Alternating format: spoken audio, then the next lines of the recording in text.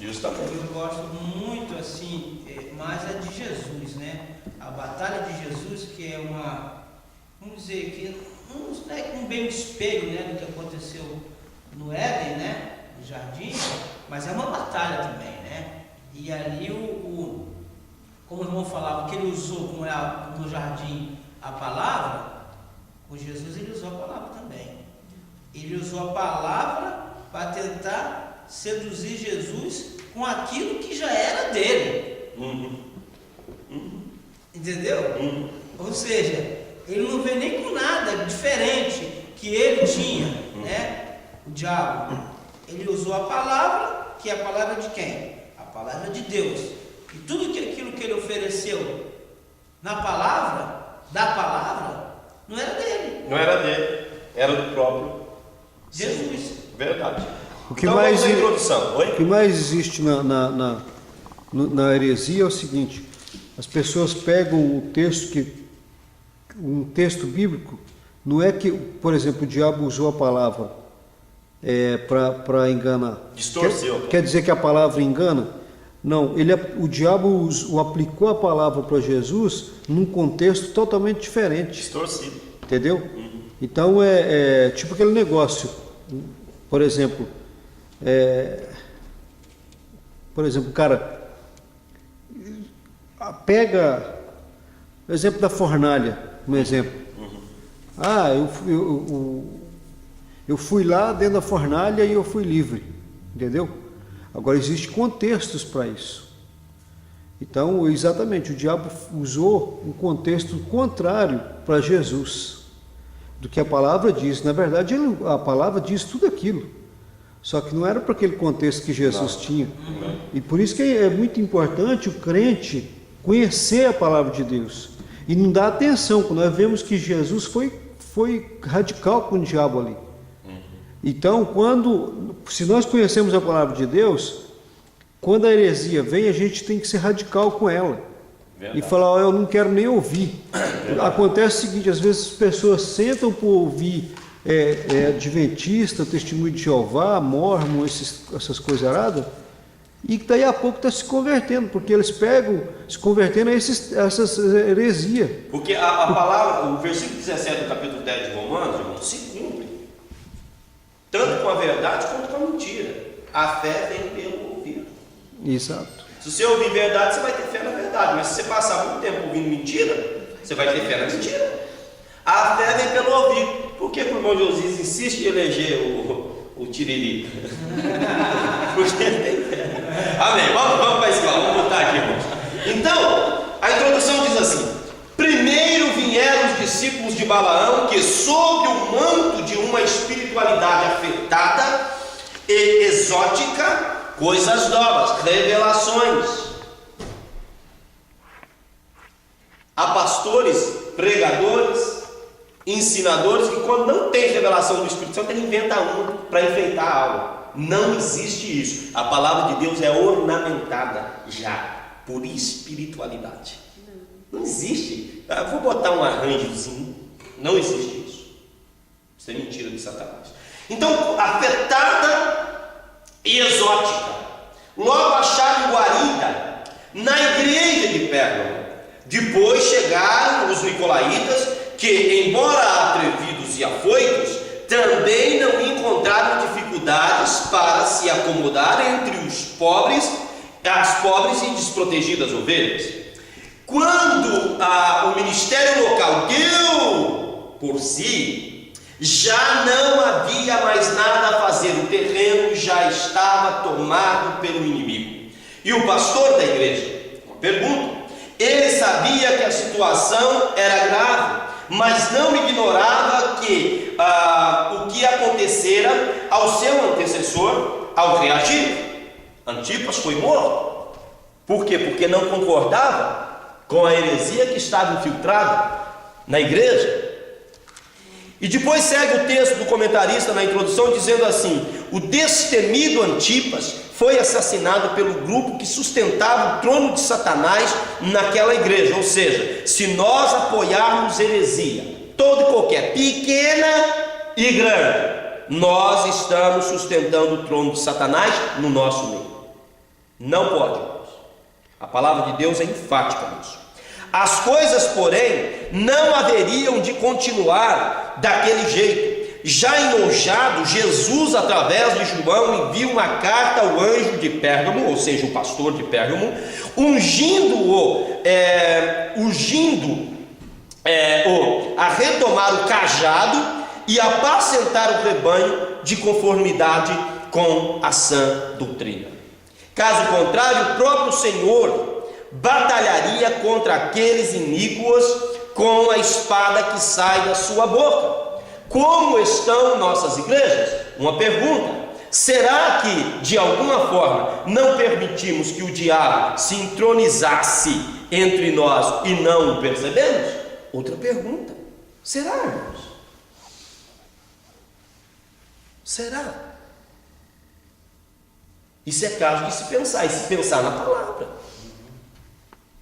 Como nós dissemos, na totalidade da igreja, ninguém vai vir aqui, ninguém vai usar este púlpito aqui para dizer que vim trazer uma heresia. Não. As pessoas vão usar este púlpito aqui com 90%, né, para a gente ter uma referência de número, com 90% de verdade. E no meio desses 90%, 10% de heresia, de mentira. E a gente não vai perceber. É a mesma coisa da pessoa, não é, que morre por dióxido de carbono. Segundo os especialistas, a pessoa não percebe que está morrendo. Pode estar acordado, você dentro do carro, carro ligado, entupiu o escapamento do carro, volta tudo pelo sistema de ar e a pessoa vai desfalecendo sem perceber. A heresia, quando ela infiltra na igreja, ela infiltra desta mesma maneira. E é tão grave a heresia, que acontece o seguinte: aqui nós estamos vendo que o pastor, ele ignorava o que aconteceu com o pastor anterior. Eu estudei um estudo sobre isso aqui uma vez. Sabe como que esse pastor foi morto? Não tem como ignorar um assassinato desse. Os irmãos da igreja assaram ele, colocaram ele no churrasqueiro e assou. Tá vendo? Como Então é que isso é ignora sério. um negócio desse? Isso é muito sério. Agora veja bem, Pérgamo, o trono de Satanás. Todo mundo está comigo? Amém. Pérgamo, a cidade dos livros e da ignorância espiritual. Situada às margens do Caico, a distância ou distante 30 quilômetros do mar Egeu, Pérgamo era a mais importante metrópole da Lícia. É cidade antiga e rica, fizera-se afamada por suas bibliotecas, cujo acervo chegou a ser estimado em 200.000 volumes para aquela época. Agora, por que essa cidade tinha esses 200.000 volumes? Na lição nós vamos saber. De tal forma, ela se achava ligada aos livros que o seu nome tornou-se sinônimo destes pergaminhos. Ou seja, por que pergaminhos? Porque veio da cidade de Pérgamo. Seus operários sabiam como industriar a pele animal como suporte à escrita. Como uma cidade tão rica em livros podia ser tão pobre quanto ao conhecimento do verdadeiro Deus? Faltava-lhe a sabedoria do livro dos livros. Teve um irmão que ontem falou para mim que foi numa biblioteca, uma grande biblioteca ali em Fairfield, eu conheço onde que é muito grande, uma biblioteca privada, não pública, e de venda de livro. E ele disse que entrou com a filha procurando Bíblia e não encontrou Bíblia. Aí ele perguntou para a menina da loja, a vendedora: você tem Bíblia aqui? Ela falou assim: tem. Lá no fundo, atrás, lá você entrando lá no cantinho lá e tal, explicou para ele: lá você vai ver Bíblia. Ele chegou lá, viu uma prateleirinha de Bíblia, biblioteca com mais de, quem sabe, de 15.000 livros, uma prateleirinha com algumas Bíblias, alguns livros cristãos. A cidade era rica em escrita, mas era pobre espiritualmente. A biblioteca aqui é rica em livros, mas pobre espiritualmente. Então, ou seja, não se suporta. Muito bem, vamos então. A igreja em Pérgamo. Pérgamo em grego significa casado. É bem provável que a igreja de Cristo haja sido implantada em Pérgamo quando da estadia de Paulo em Efésios, Atos 20 e 31. Apesar de a cidade ser guardiã do trono do próprio demônio, o reino de Deus prevaleceu em seus termos. Se o trono era do diabo, o cetro estava nas mãos de Cristo. Isaías 9, 6. O que aprendemos no tópico 1? Eu vou correr porque eu quero valorizar mais o final da lição. O que aprendemos no tópico 1? Pérgamo era uma cidade onde o mal reinava, porém o reino de Deus, manifestado por intermédio da igreja, prevaleceu em seus termos. A espada de dois gumes. Primeiro, a espada afiada de dois gumes.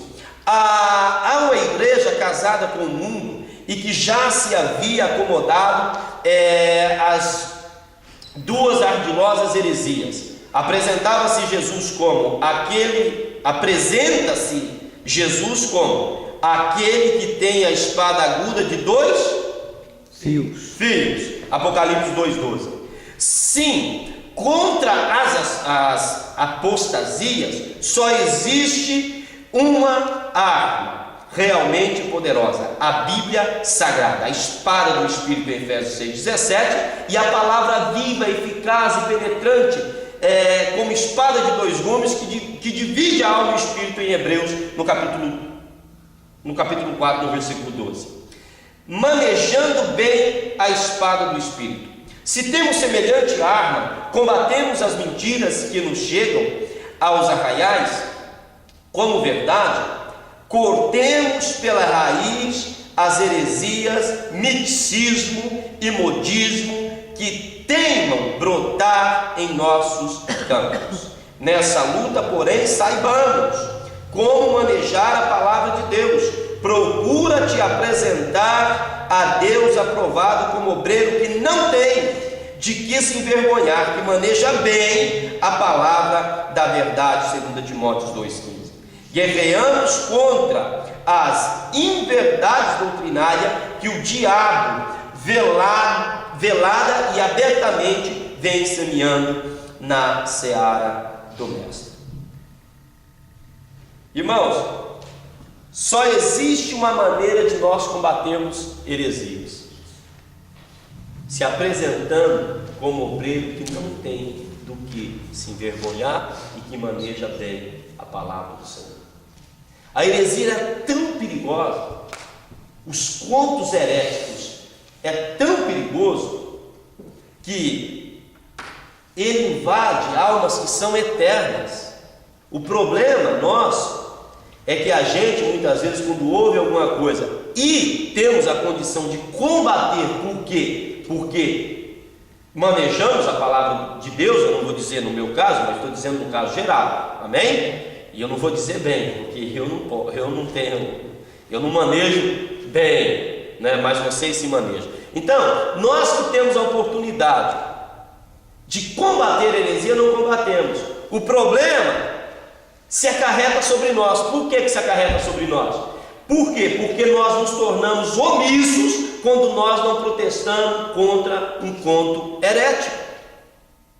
Por que nos tornamos omissos? Por quê? Porque as almas que estão ouvindo e que muitas vezes são inocentes, que não têm conhecimento nenhum da palavra de Deus, vai passar a crer em uma palavra herética e vai passar a crer para a eternidade muitas vezes, porque a alma é eterna. Então, se nós estamos aqui e alguém vem aqui pregar uma heresia, e está aqui o Davi e mais uma meia dúzia de irmãos que muitas vezes não tem o que você tem, no sentido de palavra de Deus, um conhecimento mais profundo, porque demorou anos para você adquirir, pode afetar esta alma que é eterna. E aquilo que é verdade, que ele já conhece como verdade, pode passar a não ser mais verdade na vida dele. E preste atenção numa coisa: é muito mais fácil você seguir uma heresia do que você seguir a verdade de Deus.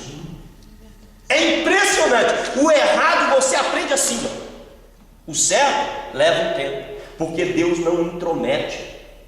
Deus entra convidado, Ele toca na porta. Se você deixar, Ele entra, senão Ele não entra. Então, a palavra de Deus, ela demora um tempo O Senhor nos cultiva. O que Paulo diz?